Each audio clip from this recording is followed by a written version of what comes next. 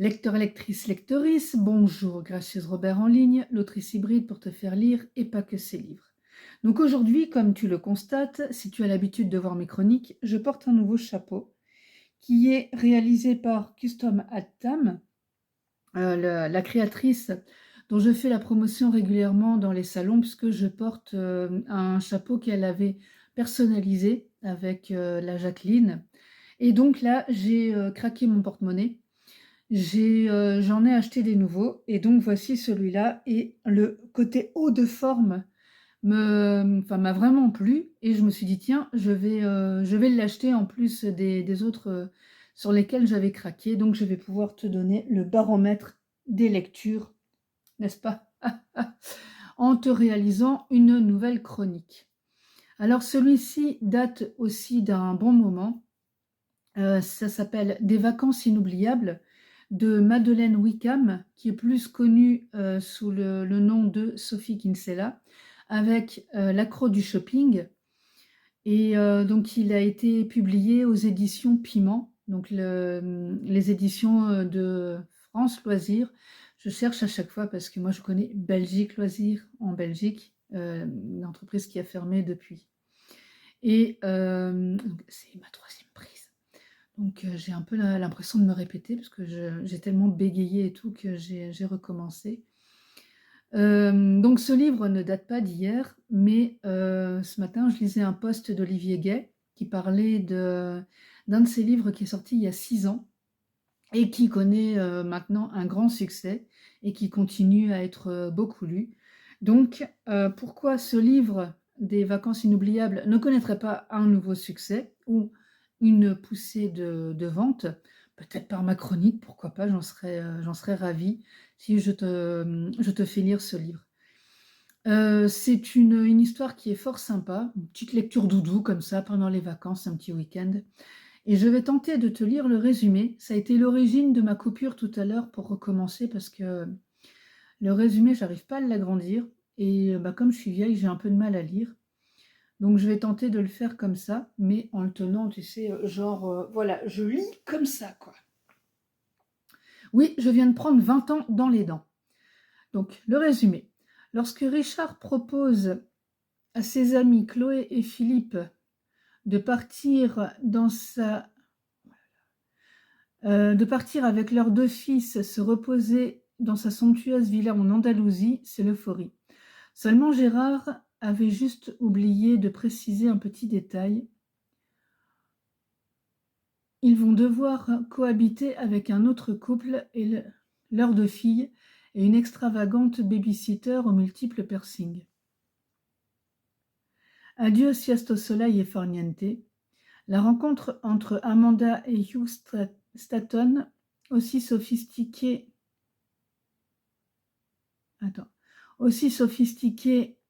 et j'ai vraiment du mal à lire, et stressée que Chloé et Philippe sont simples et détendus, s'annonce explosive. Un séjour estival pour le meilleur et surtout pour le pire, d'autant que Chloé et Hugh semblent déjà se connaître. De mensonges par omission en vérité qui éclate, oh là là là là, la tension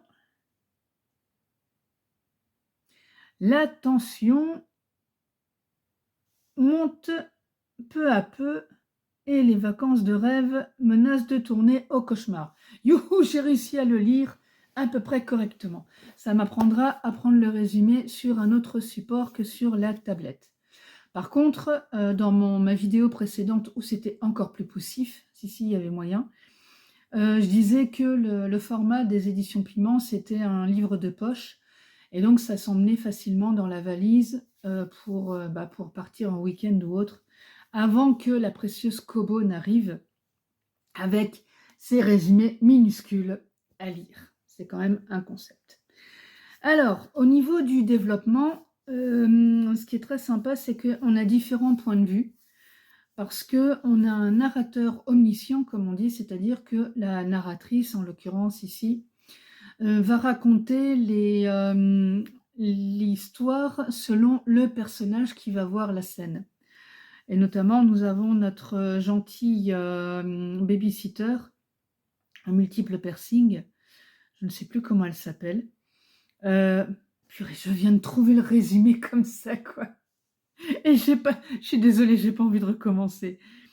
Donc, tant pis, voilà, faudra me supporter en train de bégayer, etc. avec mon résumé. Comment elle s'appelle cette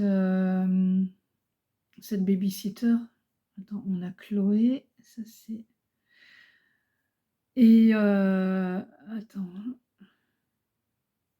elle va arriver, c'est une Australienne. Je meuble un petit peu. Comme je dis régulièrement, j'aime bien faire les vidéos comme ça, sans montage, sans rien, pour garder un côté spontané, mais par moments, ça peut être quand même assez gênant parce que tu te dis, mais c'est pas possible, quoi. Elle a fumé. Non, non, elle est juste naturelle. Donc, et quand tu me vois en salon, au moins, tu n'es pas dépaysé. Bon, ben, je vais retrouver ça après, parce qu'apparemment, je n'arrive pas à retrouver son petit nom. Mais bon, cette babysitter, quand même, qui est, comment un peu aux antipodes, Jenna, elle s'appelle, voilà. Elle est aux antipodes complets de sa patronne, Amanda, qui est donc une femme qui est très BCBG, toujours propre sur elle, toujours très calme. En apparence, très calme, rien de latin. Elle évite de sourire pour pas avoir de rides, etc. Enfin, la femme qui est engoncée dans des principes et des règles de vie qui sont extrêmement contraignantes. Enfin, moi, elle m'a fait pitié, vraiment, hein. Et son mari, bah, qui supporte parce que lui, en fin de compte, il a plus la tête dans comment? Il a la tête dans son boulot, dans ses dossiers, etc., plus que dans sa famille. Et moi, je le trouve quand même assez démissionnaire à beaucoup de niveaux. Et c'est vrai que l'arrivée de Jenna va secouer pas mal de choses, et ça a un côté assez sympa. Et nous avons donc de l'autre côté Chloé et Philippe, qui eux sont beaucoup plus babacool. Déjà, ils n'ont pas le même niveau social, parce que donc Amanda, voilà, alors je ne sais plus ce qu'il est, son mari, mais il est chargé de clientèle dans une grosse entreprise, une banque. Donc voilà, il a un poste assez élevé. Et donc elle, ben voilà, elle est, parce que bien sûr, elle ne travaille pas, elle élève ses enfants. Elle est femme d'un chargé de clientèle dans une grande banque. Et Chloé, avec Philippe, lui, il est directeur d'agence dans une petite banque. Et elle a un métier aussi, mais je ne sais plus lequel. Mais elle est beaucoup plus simple, quoi, parce qu'elle a eu un enfant très jeune et donc elle a dû se débrouiller rapidement. Et du coup, voilà, bah, elle n'a pas fait forcément tout ce qu'elle a voulu, ce qu'elle aurait pu en ayant un enfant à 20 ans. Soit. Enfin voilà, ça décrit un petit peu les personnages. Et ils se retrouvent dans cette maison, donc en Andalousie, en pleine saison. Et ils arrivent en même temps, enfin c'est Amanda et Yo qui arrivent d'abord, et les deux autres qui arrivent après avec leurs deux fils. Et donc villa avec piscine et tout, enfin la totale, quoi, hein.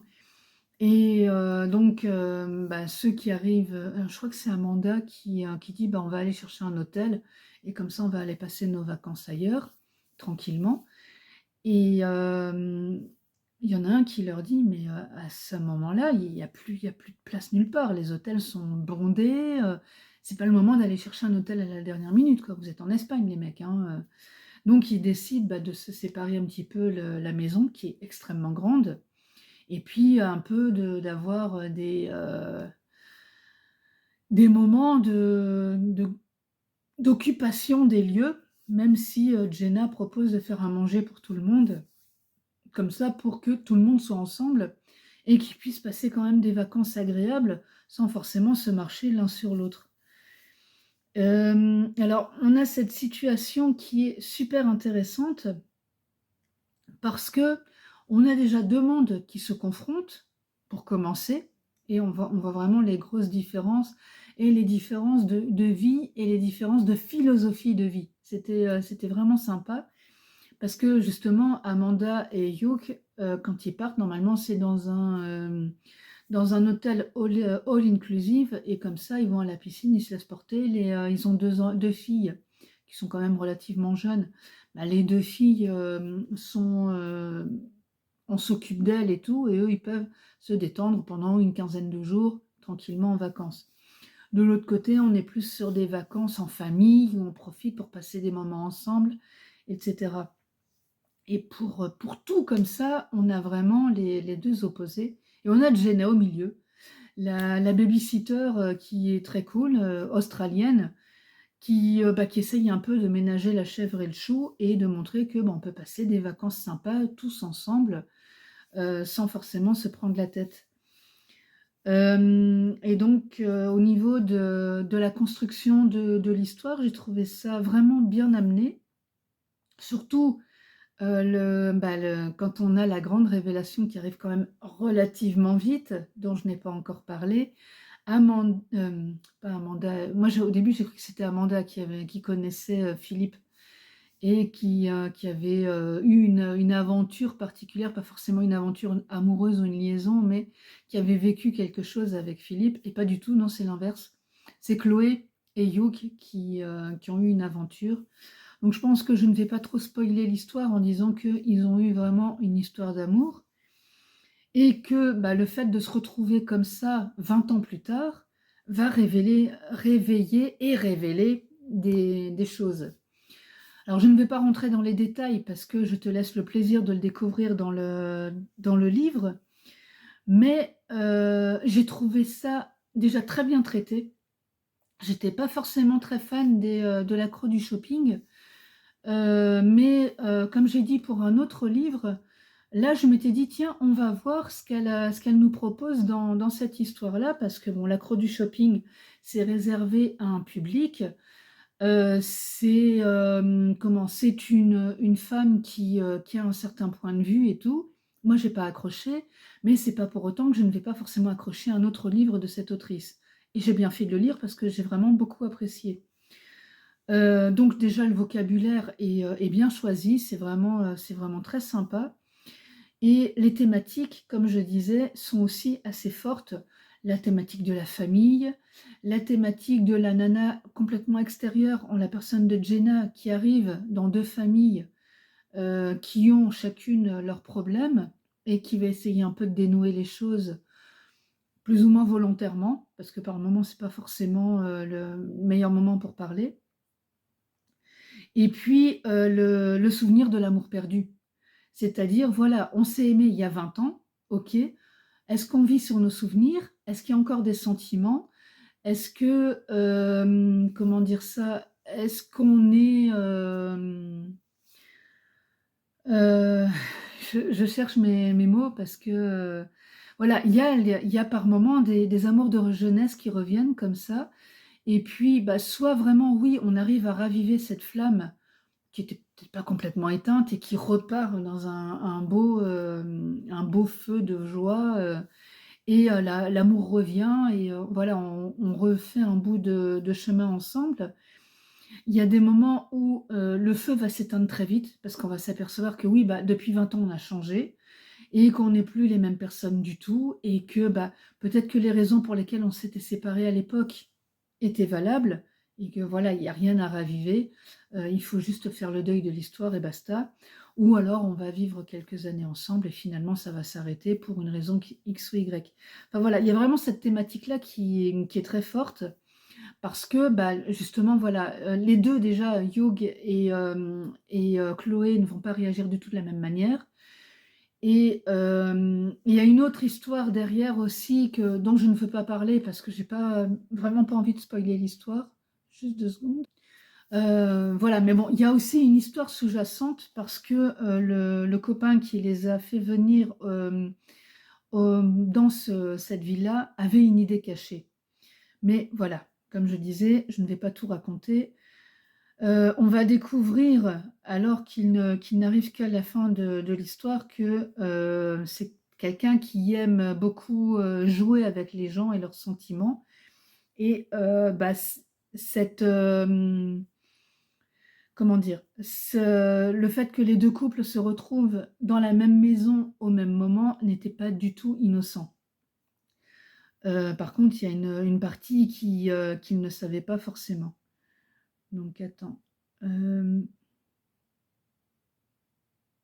ah bah non, j'ai pas le nom du, ah ouais, un ami. OK, bah, avec ça, on est bien. Donc cet ami l'a fait, mais de manière pas innocente du tout et ça a donné des répercussions très fortes dans l'histoire et il y a aussi tout le nœud de tout ça avec cette pauvre, Jenna qui est au milieu, en train de se dire: «Mais qu'est-ce que je fais ici? Je suis venue pour un boulot d'été et je me retrouve dans un sac de nœuds qui est quand même assez fameux». Et donc voilà, c'est un livre qui se lit enfin moi je l'ai lu très vite parce que j'étais vraiment accrochée. J'ai vraiment beaucoup aimé bah, l'ensemble, que ce soit les thématiques comme je disais, le fond, la forme, il y a un bon rythme, c'est très dynamique et on a des personnages qui sont vraiment très bien campés, très bien décrits. Mon personnage préféré, bah, c'est la nounou. Voilà, Jenna, j'arrête pas d'en parler depuis tout à l'heure. Mais c'est parce qu'elle est beaucoup plus philosophe qu'elle ne le montre. C'est vrai que c'est pas enfin, je le dis souvent aussi, il faut pas se fier aux apparences. D'ailleurs, j'ai même écrit des romans là-dessus. Parce qu'on voit une fille donc qui est australienne, alors je ne sais plus s'ils sont je crois qu'ils sont américains dans l'histoire. Ils voient arriver une australienne donc avec tous les stéréotypes de la fille, la surfeuse et tout, qui a pas les idées, les pieds sur terre et les idées, dans la tête des bonnes idées dans la tête. Elle a des piercings, elle a l'air complètement baba-cool et tout, mais elle a tout compris cette nana. Parce que, justement, elle observe les choses et il y a un moment où elle les met un peu devant leurs responsabilités en leur disant: «Les gars, mais arrêtez de déconner, vous avez aussi des enfants et occupez-vous de vos gosses. Vous êtes une famille. Ou faites en sorte de maintenir cette famille et de ne pas avoir des dommages collatéraux parce que vous n'êtes pas capable de communiquer correctement». Enfin voilà, voilà Jenna. Comment ne pas aimer Jenna? Je ne sais pas. Tu me diras si tu l'as lu dans les commentaires ce que tu en penses et si tu le lis par la suite, reviens sur cette vidéo pour me dire ce que tu as pensé de Jenna et même des autres personnages aussi bien sûr. Mais elle vraiment, j'ai eu un gros coup de cœur pour elle. À recommander à qui? Bah, aux amateurs de tranches de vie, parce que comme je disais, c'est un grand réalisme et je pense que c'est il y a des gens qui l'ont peut-être vécu cette histoire-là, de retrouver un amour de jeunesse et de se dire: «Mais tiens, déjà qu'est-ce qui se serait passé si on était restés ensemble?» pour commencer. Est-ce qu'on aurait eu cette vie à laquelle on avait rêvé et cetera? Et quand on les retrouve, oui, mais on a pris autant d'années dans la tête, on a pris de l'expérience, on a eu des aventures plus ou moins agréables durant ces 20 ans et donc voilà, on n'est plus du tout la même personne qu'avant, comme je disais et on redécouvre la personne quelque part.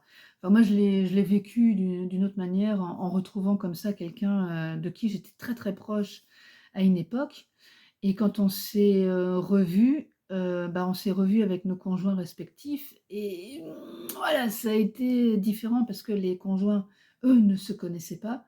Nous, on se connaissait mais bah, voilà, raviver cette complicité qu'on avait, c'était un peu compliqué vis-à-vis des conjoints et tout et ça c'est pas, enfin voilà, ça a pas été forcément une expérience, dont j'ai un excellent souvenir. Donc voilà, tout ça pour dire que des tranches de vie comme ça, enfin moi j'ai retrouvé une partie de ce que j'ai vécu dans ce roman et c'était le côté réaliste qui était très sympa. Donc moi, je vais te laisser ici pour te laisser avec ma présentation. Si tu as aimé la vidéo, merci de laisser un petit pouce bleu. Abonne-toi à la chaîne et pour le reste, regarde ma petite vidéo de présentation si tu ne me connais pas encore. À très vite pour d'autres chroniques.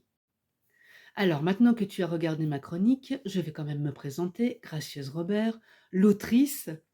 Donc moi j'écris, des histoires, bah, j'allais dire contemporaines, mais non, pas que, parce que j'ai aussi écrit une histoire fantasy, j'écris aussi des nouvelles.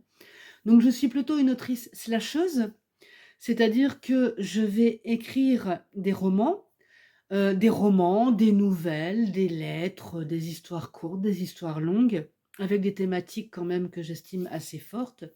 J'aime beaucoup parler de la femme, de la maternité et de la famille, parce que, par exemple, dans La descendance de Kilijo, j'ai quand même beaucoup abordé le thème de la famille et de la paternité. C'est-à-dire que mon personnage a eu une enfant, il apprend qu'il est père quand elle a 5 ans, et étant donné que la mère est morte, il va récupérer l'enfant pour l'élever lui-même. J'ai écrit aussi sur, dans ma vie en blog, une femme qui ne veut pas d'enfant, et son amie Claire non plus d'ailleurs. Dans Les voyages forment la jeunesse, Agathe, l'amie de Clotilde et de Claire qui ne veulent pas d'enfants, elle en a 2 et elle part en voyage avec son mari parce que elle s'est aperçue qu'ils se sont oubliés en tant que couple en s'occupant de leurs enfants. Madame Eugénie, qui est une nouvelle, là par contre, c'est justement: est-on une femme si on n'a pas d'enfant? Parce que je lis quand même assez souvent que une femme est une femme accomplie quand elle a eu un enfant. Alors, tout mammifère peut avoir un enfant, ou un petit, et donc je ne vois pas en quoi quelque chose qui est naturel et qui est, je dirais, à la portée de beaucoup, la majorité, on va dire, parce qu'on ne va pas parler du cas des femmes qui sont stériles, peut donner naissance à un petit, et je ne vois pas en quoi ça va permettre à la femme d'être plus accomplie qu'une qui n'en a pas eu, que ce soit par choix ou par, comment dire? Par, biologie. Bref, donc voilà, pour présenter un petit peu ce que je fais et en quoi j'officie en tant qu'autrice. J'anime aussi des ateliers d'écriture. Donc là où justement on va pouvoir aborder soit des thématiques très fortes, soit on va pouvoir s'amuser, juste à développer la créativité, prendre un petit temps pour soi, pour, jouer avec les mots, et surtout aussi lire en public.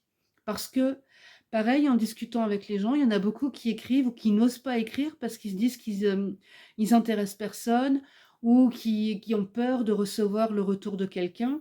Mais, on peut faire des retours constructifs et on peut justement, en s'entraînant, améliorer pas mal de choses.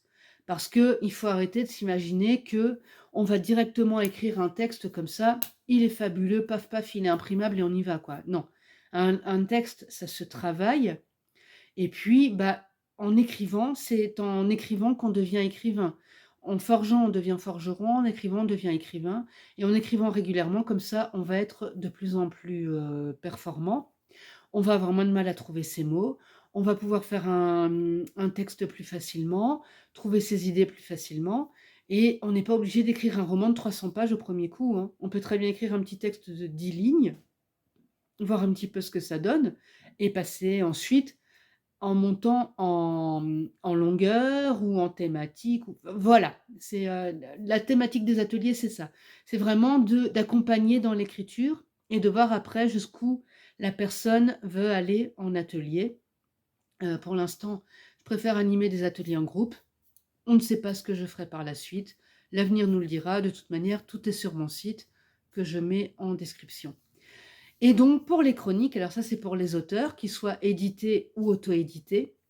Donc je propose des chroniques écrites, des chroniques vidéo. Donc là c'est le forfait supérieur, chronique écrite plus chronique vidéo.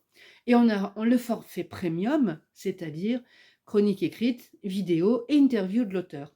Donc si tu veux en savoir plus sur mes services, bientôt je les mettrai en ligne. Sinon tu m'envoies un petit MP, je t'envoie un petit devis, on en discute et voilà. Le but, c'est de faire la promotion du livre, d'expliquer selon un plan établi. Alors je cherche, je n'ai plus mon petit cahier, mais j'ai un plan établi pour faire ma chronique, pour expliquer un petit peu ce que j'ai pensé du livre. Je parle du résumé, enfin voilà, je présente le livre en global. Et puis comme ça permet d'avoir du matériel pour aller faire la promotion du livre en disant: «Tiens, voilà, Gracieuse Robert l'a chroniqué, voilà ce qu'elle en a pensé». Et parfois, avec ce genre de retour, ça peut encourager des lecteurs qui aiment bien voir les retours d'autres personnes à l'acheter et à le lire. Voilà, parce que quand on est auteur, on sait à quel point un retour est précieux, surtout un retour argumenté. Voilà, moi je te laisse retourner, vaquer à tes occupations et si tu veux, des renseignements, n'hésite pas, tu m'envoies un petit mail, mon assistant te répond dans les 48 heures et comme ça, nous pouvons discuter de ce que je peux te proposer. Je te dis à très vite.